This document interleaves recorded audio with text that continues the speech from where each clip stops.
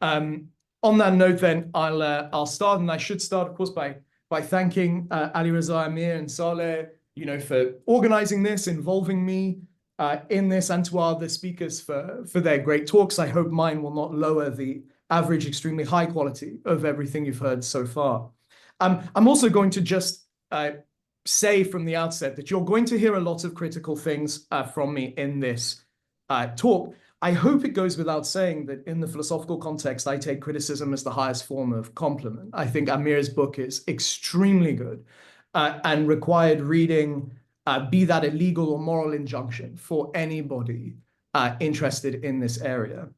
Now, having said that, I'll get to the slightly more critical bits. So as Amir knows, there are plenty of things that I want to say. I don't have all the time for it. What I am going to do is focus, though, like Imran, on the second of Amir's ethics first solutions to the problem. So I won't say much about the setup of the problem again, other than to point out that it's supposed to be generated by the apparent inconsistency between, on the one hand, or three hands, I guess, required here, divinity of Scripture, that Scripture is the words of the benevolent, omnibenevolent, omniscient, and omnipotent God, that there are some actions prescribed or permitted by the best interpretations of scriptural passages that at least strike us as immoral, and that we take our independent moral judgments to reliably represent moral values, duties, and permissions.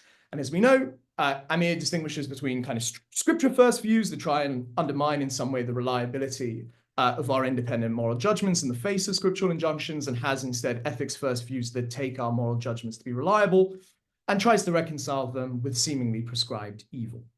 So my focus is going to be then, again, on this issue of the suggestion that we get a solution here by legal interpretation. That is, as you have it for you on the handout, actions prescribed or permitted by the best interpretation of a scriptural passage are legally obligatory or permitted according to religious law. But God or the prophet may legislate legal obligations or permissions that deviate from moral ones. Thought being that if so, we can have some kind of justification for these morally suboptimal legal obligations and permissions and their content. So not just the legislation of them, but the content of what's in them, in such a way that no longer renders our triad inconsistent. As I say, I do have a series of other concerns about exactly what the argument here is for legal interpretation. I'm worried about the kind of dialectical appropriateness of assuming false the divine command theory, as Amir does earlier in the book. Also have general thoughts about what he does have to say about the moral function of Scripture, the background meta-ethics going on here, and how his view relates to Islamic jurisprudence, given that this is in some important sense a kind of legal response in a way. But having said all of that, that's not for today. So that, Saleh, is my advertisement for the edited volume for everybody here, the special issue. So instead, I'm going to move on now to the last three bits, basically, of the talk. What I'm going to do is, firstly, try and comb through in a little bit more detail some of what Amir says about an analogy that he draws between ethics and the law of war on the one hand, and morality and scriptural injunctions on the other. I'm then going to use those in some way to just raise some questions in some way that you might see as teeing up some things for discussion, really, but also to soften you up for some of the problems I am going to raise as general worries for legal interpretation in the second section. And in the third, what I'm going to do is try and suggest that Amir faces a kind of dilemma if he appeals to legal interpretation, which may be best construed actually in the Islamic context as an argument against legal interpretation. Okay, so stuff on the analogy with the ethics and law of war. So as I say, Amir draws an analogy with the ethics of law, the ethics and laws of war, to try and help illustrate how, in principle, at least, true moral principles and justified governing laws in non-ideal conditions can come apart in ways that we've already seen. And this is something that, as he points out, revisionary just war theorists think. They think that, strictly speaking, things like the Geneva Convention are certainly morally suboptimal laws. They permit, at the very least, some very serious wrongdoing according to revisionary just war theory, where those on the just side can permissibly kill those on the unjust, but not vice versa. But there can still be good justifications for not having the laws of war directly reflect the morality of war. Now, what I want to suggest in this first section is that when we consider scriptural injunctions, supposing that they're legal ones, so assuming the legal interpretation for a moment, I think there are several apparent disanalogies here that should raise some questions for us. And they go like this. Firstly, in the war case, it's revisionary just war theory that both entails the moral asymmetry between just and unjust combatants and helps explain why it would be rational to legislate morally suboptimal laws like the Geneva Convention. In other words, it's the truth of a general background normative ethical theory, albeit, of course, applied to a particular domain of ethical inquiry, that is supposed to show us why there is this moral asymmetry between just and unjust combatants, but also why, at least in part, it's going to be permissible for us to legislate morally suboptimal laws. And my first question is just, I don't know what the analog here is for the normative case for thinking that scriptural injunctions, on Amir's view, also end up being the kind of morally suboptimal laws here. Now, that's not to say, of course, I don't share the intuitions, right? What I mean to say is, but revisionary just war theory is not, maximally charitably a kind of collection of intuitions about what we might think is kind of permissible or not. There's a general theory here that entails a kind of asymmetry, right, between just and unjust combatants, and then gives us some kind of account, right, as to why this asymmetry can justifiably not be correctly reflected in, say, the laws of war. So that's just my first question.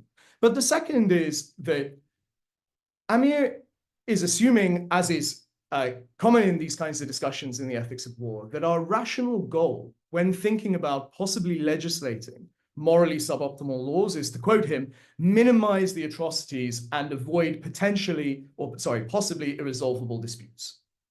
Okay. Now, here's a point of disanalogy between the war case and the ethics and scripture case. In the laws of war, we are the authors of the laws and those with this rational goal. But in the case of scriptural injunctions, at least on Islamic assumptions, we are neither the authors of those laws nor those with some rational goal like minimizing atrocities and avoid possibly irresolvable disputes. So the first quick question is just why we should assume that God or the prophet had this aforementioned goal. Now, of course, as Amir does, one might point to God's justice, as we might read it out, right, of Scripture. But you might wonder why, if that's the motivation, we're being motivated by justice in some way, why it isn't the case that this motivates just providing an account of the kind of morally salient facts of various situations and not legislating various laws.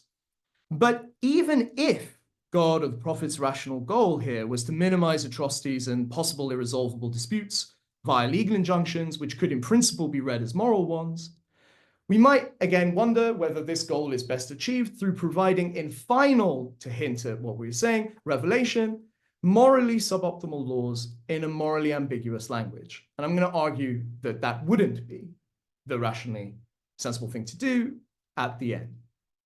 But to keep going on some of the disanalogies in this case, to try and pull out some of the detail, let's note again something that has also come up already in Imran's talk, say, is that, and Lara's too, that justified laws may be morally suboptimal for different reasons. So that could be for contingent and more easily changeable features of society, or say because of the nature of some activity or enterprise.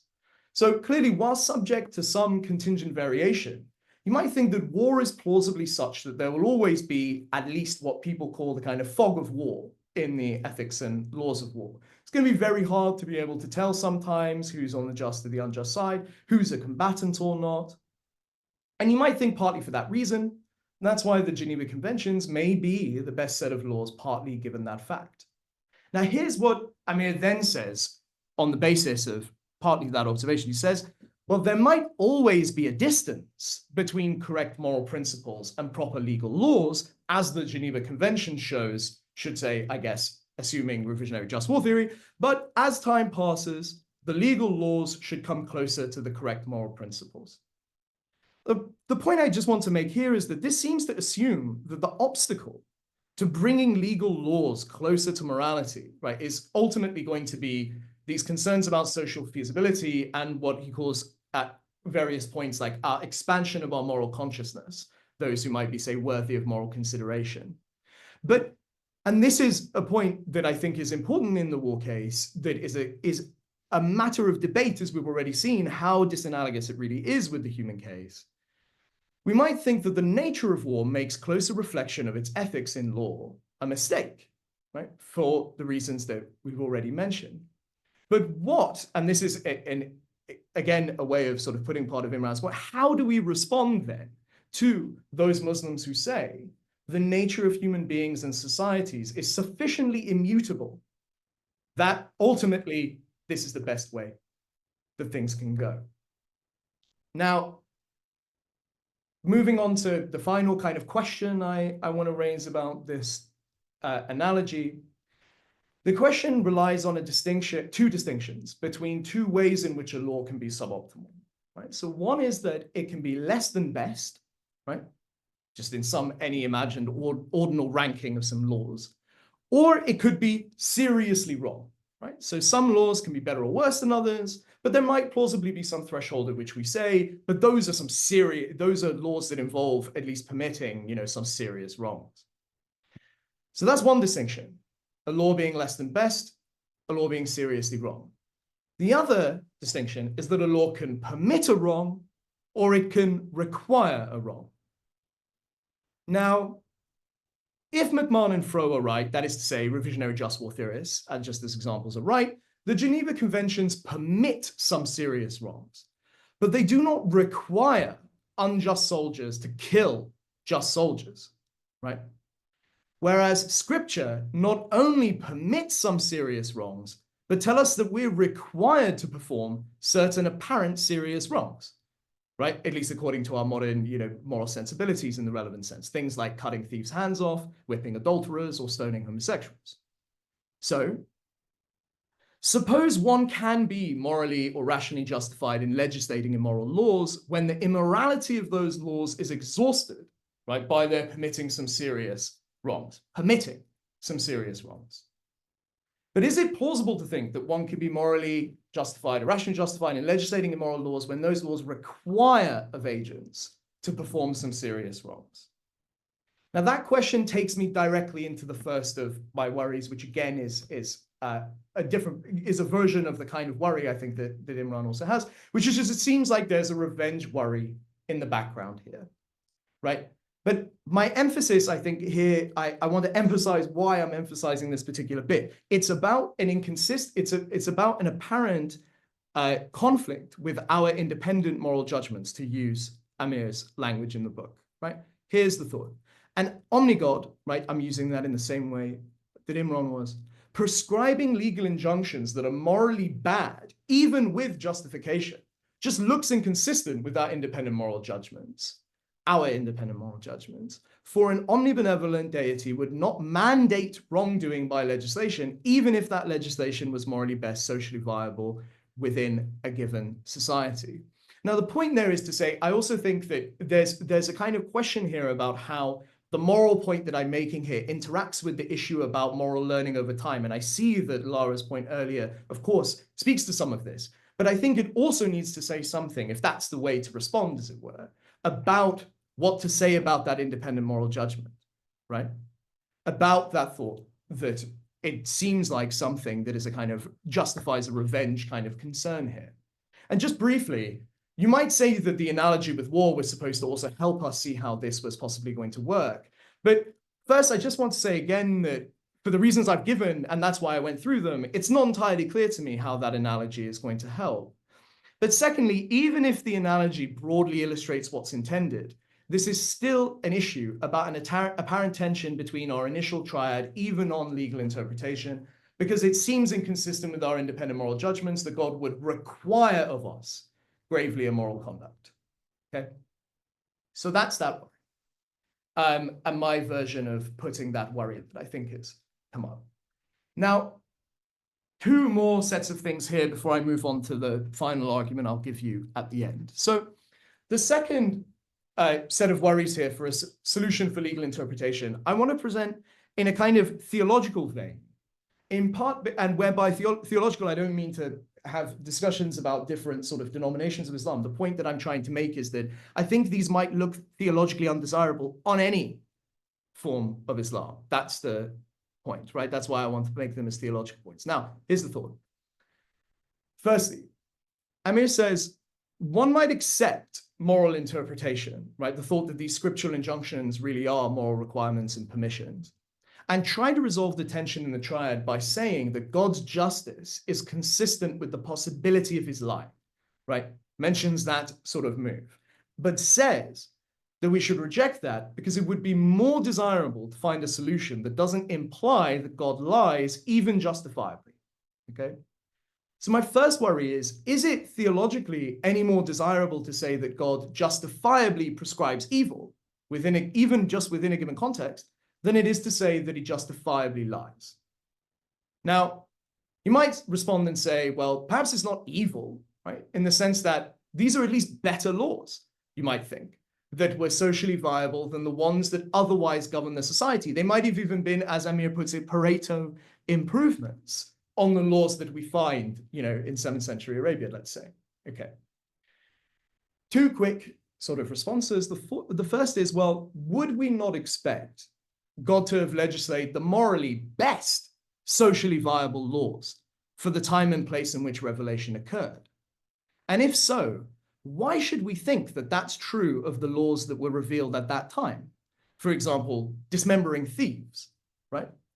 Does it really not seem socially viable at that time that we could have locked them up for some, non-specified amount of time or something like this to make it equally as frightening, say, than some sort of dismemberment?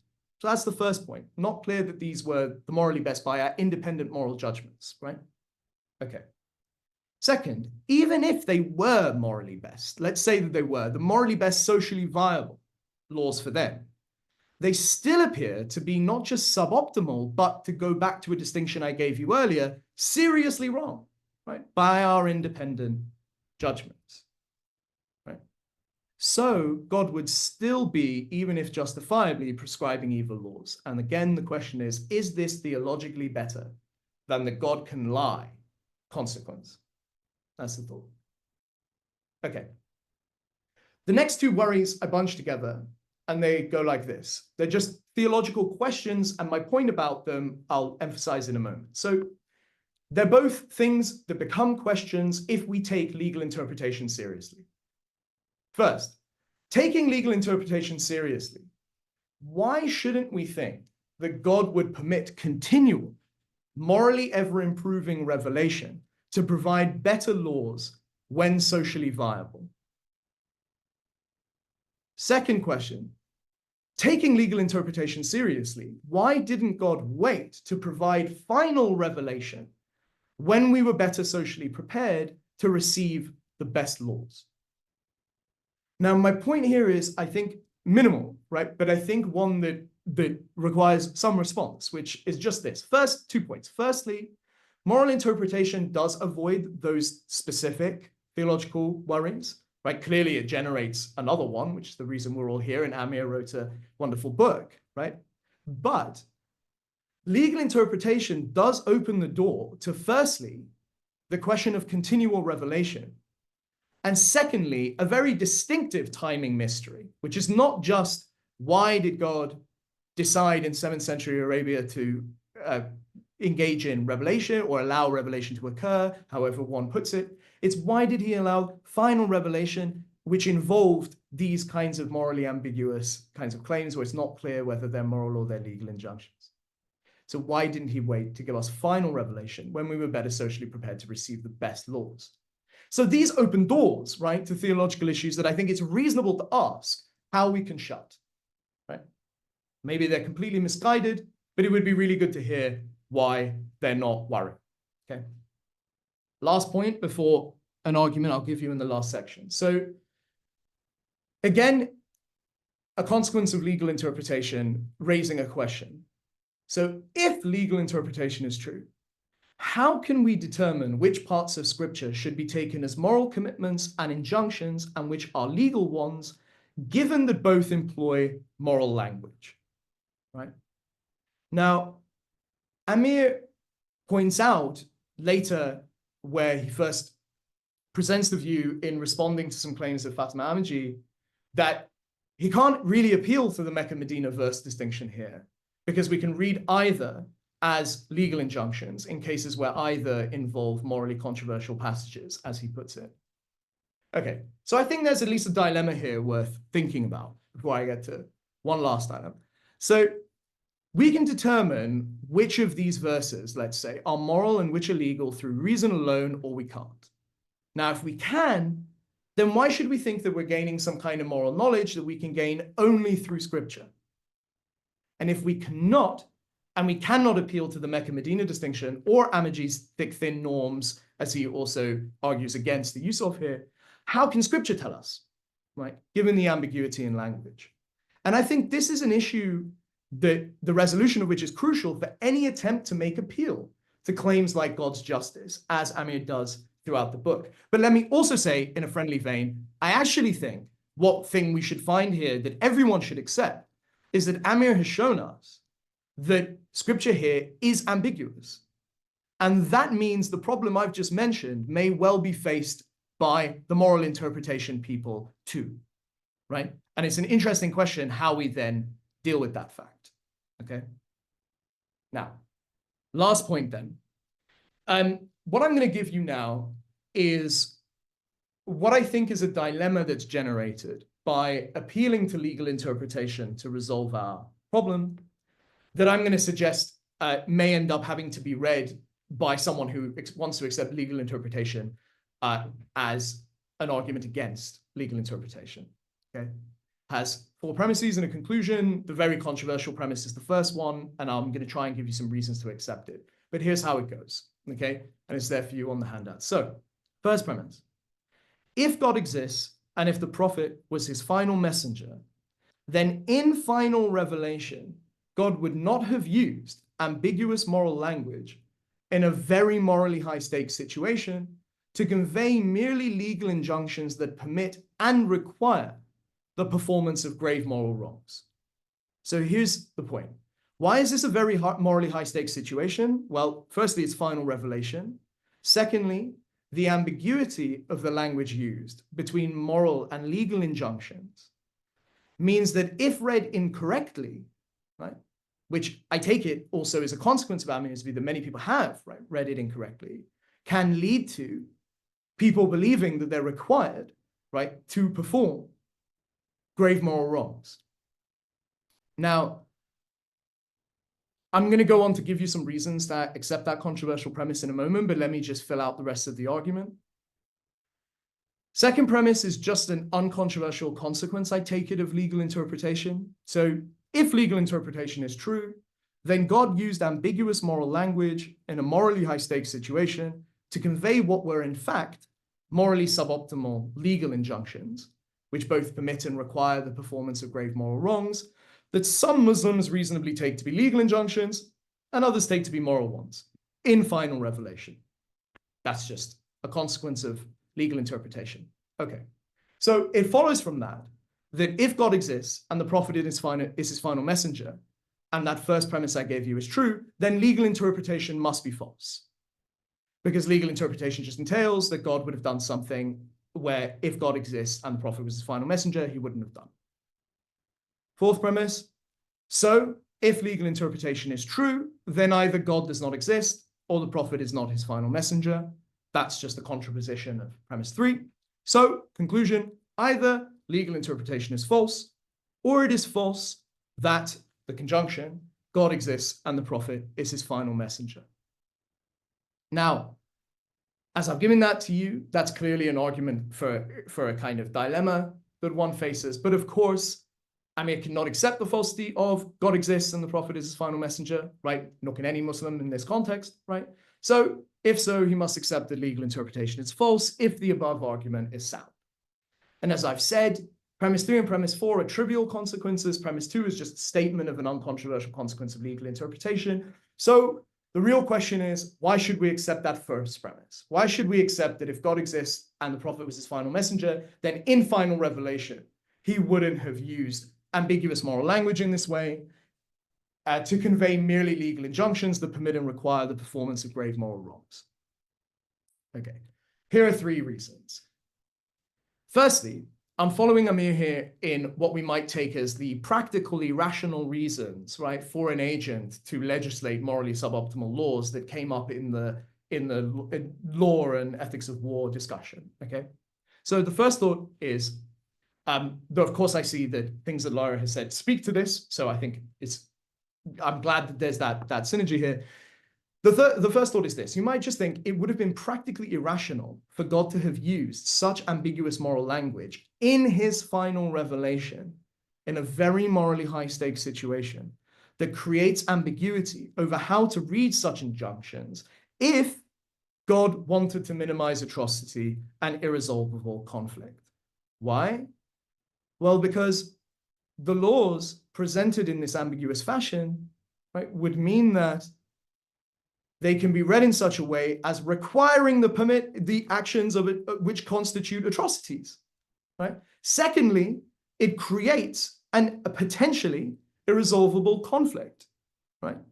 How to read the laws, right?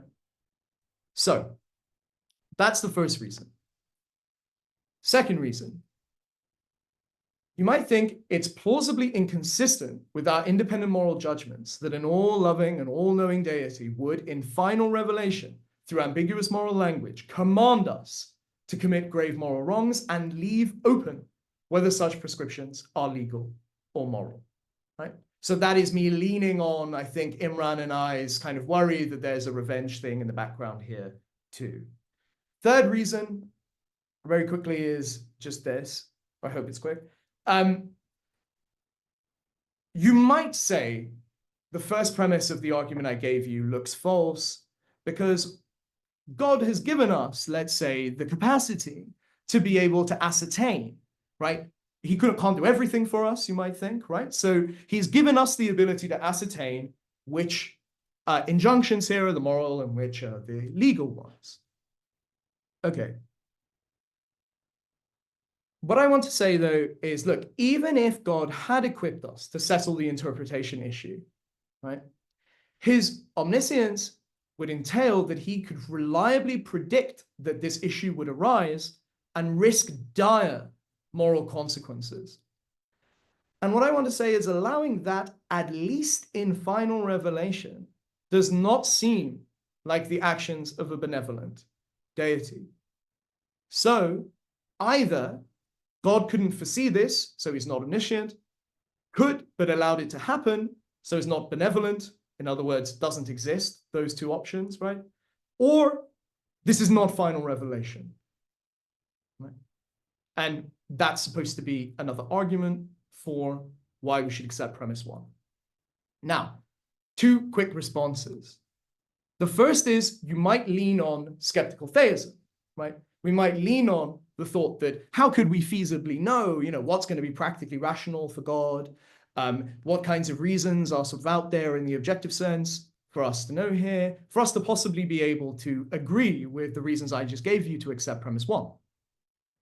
Okay. But here's my worry about appealing to skeptical theism in this context. It will not reveal that premise 1 is false.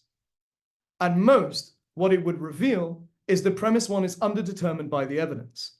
That is to say, at best, we cannot settle the truth of premise 1.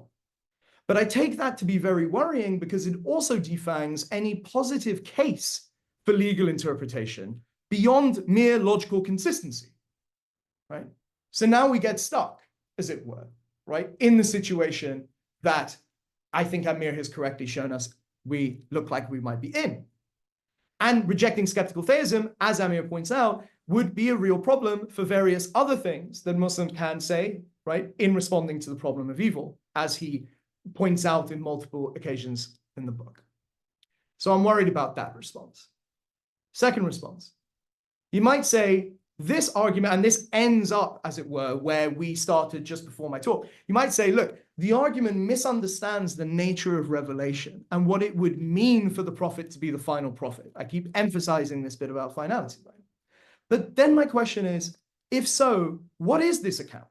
And how does it avoid suggesting that claiming the prophet's revelation to be final is not somehow misleading, right? That there's still somehow something else, right, that we have to do, even if, strictly speaking, it's final revelation. So as you can hear my timer going off, that is me getting to the end of my allotted time. But again, thank you very much for involving me. And I love the book, Amir, and I hope you know the spirit in which I offer these thoughts. So thank you.